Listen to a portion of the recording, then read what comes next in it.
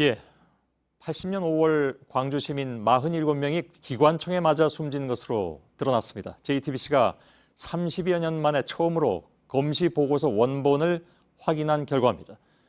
전두환 씨 측은 사망자 가운데 기관총에 맞아 숨진 사람이 단 한 명도 없다는 점을 강조해 왔습니다. 여태껏 헬기에서 쏜 기관총에 맞아서 죽은 사람이 한 사람도 있었나? 없었다고. 예, 헬기에서 사격이 있었다면 기관총에 맞아 숨진 사람이 있어야 하지만 그런 사망 기록은 단 한 건도 없다는 것이었습니다. 기관총이 헬기에서 발사되는 것인지는 조사해 봐야 알지만 일단 그럴 가능성은 저희들의 오늘 보도로 매우 높아졌다고 봐야 되겠습니다. 유선희 기자가 전해드리겠습니다. 1985년 국방부가 작성한 광주 사태의 실상 문건입니다. 문건 전체에 광주 시민이 폭도라고 적혀 있습니다. 민간인 가운데 총상으로 숨진 사람이 131명인데 계엄군이 갖고 있던 M16에 숨진 사람은 29명뿐이라고 적혀 있습니다. 전두환 씨가 회고록에 인용한 군 문건과 제목, 내용이 같습니다. 그리고 폭도, 즉 시민들이 탈취에 사용했던 LMG 기관총에 의한 사망자가 47명, 칼빈 37명, M1이 18명이라고 나와 있습니다. 5.18 당시 광주에서 기관총에 사망한 사람이 있다는 군 기록이 나온 건 이번이 처음입니다. 당시 국방부는 검사와 군의관, 민간 의사를 포함한 49명 규모의 검안위를 꾸려 기관총 사망자를 확인했지만 이 기록을 감췄습니다. 같은 해 국회에 제출한 5.18 사망자 문건에 기관총 사망자 47명을 지운 겁니다. 대신 기타 사망자 48명을 적었습니다. 기록대로 기관총 사망자가 시민들끼리 오인 사격에 의한 것이라면 군이 이 기록을 감출 이유는 없습니다. 전두환 씨를 비롯한 신군부의 유리한 주장인데, 왜냐하면 이게 이제 본인들이 사살한 건 아니니까 본인들에게 유리한 주장임에도 불구하고 1985년 한두 달 사이에 작성됐던 문서에서 LMG 사망자를 기록에서 지웠던 이유는 국방부가 답을 해야 되는 거죠. 이후 군 공식 문서 어디에서도 기관총 사망자는 발견되지 않았습니다. JTBC 유선입니다. 예, 이렇게 전두환 정권의 국방부는 기관총으로 인한 사망 기록을 30년 넘게 조작 은폐했습니다. 당시 최초 보고서는 광주 시민이 기관총을 빼앗아서 민간인 47명을 쏘았다는 황당한 주장을 담고 있는데 방금 리포트에서 말씀드린 대로 그건 당시의 군의 입장에서 보자면 자신들에게 유리한 정황임에도 이를 다시 숨겼다는 것입니다. 전두환 정권은 기관총 사격을 왜 감추었을까? 진상 규명을 위해서 반드시 조사가 필요해 보입니다. 강희연 기자입니다.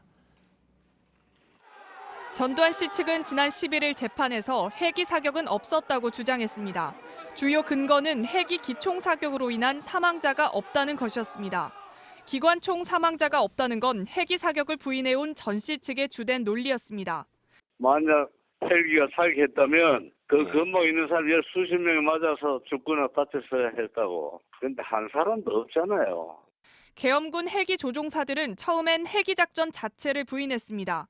하지만 증거가 나오자 7.62mm 기관총을 싣긴 했지만 사격은 안 했다고 말을 바꿨습니다. 이런 주장들이 30년 넘게 받아들여진 건 기관총에 의한 사망자 기록이 기타 사망자로 감춰졌기 때문입니다. 기록이 감춰진 1985년은 군의 기록 조작이 본격화되던 시점입니다.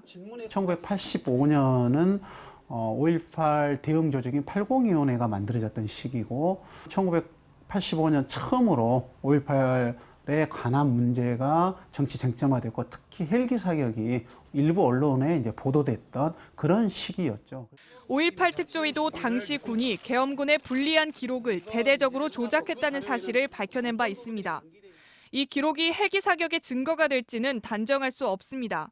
하지만 군이 30년 넘게 감춰온 기관총 사망자 47명이 정말 시민들끼리 오인 사격에 의한 것인지는 조사가 필요합니다. 이 기록에 따르면 적어도 기관총에 의한 사망자를 국방부도 인지하고 있었고 역설적으로 이건 이제 LMG 기관총이 일치하기 때문에 헬기 사격으로에 의한 사망자로도 추정할 수 있는 거죠. JTBC 강연입니다. 예, 새롭게 나온 기관총 사망자 문건의 의미를 이 문건을 직접 확인한 정치부 유선희 기자와 함께 잠깐 짚어보겠습니다. 어서 오세요. 네. 자, 아무튼 지금까지 나오지 않은 문건임에는 틀림이 없는 거죠. 네. 예, 그리고 기관총에 의한 사망자가 군에서는 당시에 파악이 됐었다. 이런 게 담겨 있다는 거고요. 그렇습니다. LMG 경기관총에 의한 사망자가 나와 있는 이 문건 1985년에 국방부가 작성한 문건입니다. 예. 문건의 출처도 군사연구소에서 나왔고요. 당연히 군은 당시에 기관총 사망자가 있다는 사실을 파악하고 있었습니다. 예. 하지만 국회나 검찰 조사에는 제출이 되지 않았고 지금까지 감춰져 왔던 겁니다. 예. 전두환 씨가 직접 이제 회고록에 이 건을 이제 인용을 했기 때문에 예. 확신할 수는 없지만 전두환 씨 측도 이 문건을 갖고 있거나 최소한 알고 있다라고 볼 수 있습니다. 예. 그 계엄군 입장에서 당시에 무슨 얘기가 나왔냐면 이거는 시민들끼리 그러니까 한쪽 시민들이 LMG 그러니까 경기관총을 탈취해서 자기들끼리 오인해서 쐈다. 네. 근데 뭐 상식적으로 봐서 그런 상황에서 희생자가 47명이나 나오는 것도 이해가 안 가는 내용이기도 하고. 네. 이건 어떻게 봐야 됩니까? 일단 문건에 그렇게 나와 있기 때문에 정말 그런 것인지 조사는 필요합니다. 예. 하지만 그것을 밝히려면 국방부가 이 기록을 왜 30년이나 감췄는지에 대해서도 같이 조사가 필요합니다. 예. 아까 앞서 보도에도 나왔지만 그 당시는 1985년은 국방부가 80위원회라는 조작 부대를 만들어서 시민군을 폭도로 몰아가는 시기였습니다. 예. 그때 시민들이 서로 기관총을 쐈다라는 문서를 왜 감췄는가라는 자기들한테 부분이 유리할 수 있는데. 그렇습니다. 예. 기관총 오인 사격도 물론 있을 수 있습니다. 그래서 기관총을 운용하는 육군 전문가들한테 좀 문의를 해봤는데 예. 그렇다고 한다면 오인 사격이 있을 수는 있지만 그런데 계엄군은 한 발도 맞지 않고 시민군들한테만 난사를 해서 47명을 사망시킬 수가 있느냐? 예. 이건 상식적으로 좀 납득하기는 쉽지 않다. 이런 견해가 많았습니다. 예. 근데 한 가지 좀 이제 짚어볼 것은 기관총에 의한 사망자라고 해서 꼭 그것이 헬기 사격과 관련이 있는 것이냐, 즉 그 당시 경기관총을 꼭 헬기에서만 쐈겠느냐라는 반론이 나올 수도 있죠. 그렇습니다. 하지만 그 내용도 조사가 필요한 부분입니다. 예. 일단 LMG 기관총의 구경은 7.62mm인데 예. 이것은 이제 같이 문건에 언급된 칼빈 또 M1과 이제 구경이 같습니다. 예. 그런데 이거를 구분을 했다라고 하는 것은 당시에 의사라든가 그 군의관 이런 사람들이 이제 49명이 참여를 했는데 예. 어떤 시신의 형태, 주변 증거 등을 토대로 해서 구분을 했던 걸로 보입니다. 그렇다면 그 과정을 확인할 수 있다면 기관총에 사망한 사람들이 어디서 사망했는지, 누가 어떤 방식으로 사망했는지를 확인할 수 있고 예. 그리고 당시 계엄군이 운영한 헬기 UH-1H에는 M60이 군 기록에 의해서 실려 있었다고 확인이 됐고 예. 또 500MD에는 미니건이 실려 있었던 것으로 확인이 됐습니다. 예. 이 미니건과 또 그 M60도 구경이 7.62mm로 동일합니다. 예. 그렇기 때문에 분명히 확인해볼 가치는 있습니다. 예.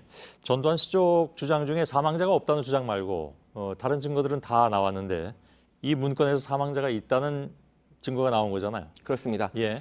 일단 지금까지 마치 스무고개를 하듯이 넘어왔습니다. 처음에는 작전 자체가 없었다 이렇게 얘기를 주장이 나왔었는데 예. 국방부 문건에 직접 작전이 있었다는 내용이 나왔습니다. 잠깐 보면 계엄군이 말하는 이제 폭도들의 핵심점을 사격 소탕해라 이런 문건이 이제 나와 있습니다. 예. 그리고 이제 미 국무부 문건 1980년 6월에 작성된 문건인데 여기에는 더 구체적입니다. 헬기 사격 전에 경고가 있었고 사격이 이루어졌을 때 분노가 일었다라는 내용이 있습니다. 예. 이것은 헬기 사격의 증거로 이제 이번에 검찰에서도 이렇게 채택을 한 증거인데 예. 목격자, 문건, 전일 빌딩의 탄은 이렇게 다 나올 때마다 계속 주장을 하고 있기 때문에 사망자에 관련된 문건 이것도 진상 규명이 필요해 보입니다. 예. 알겠습니다. 유선희 기자였습니다.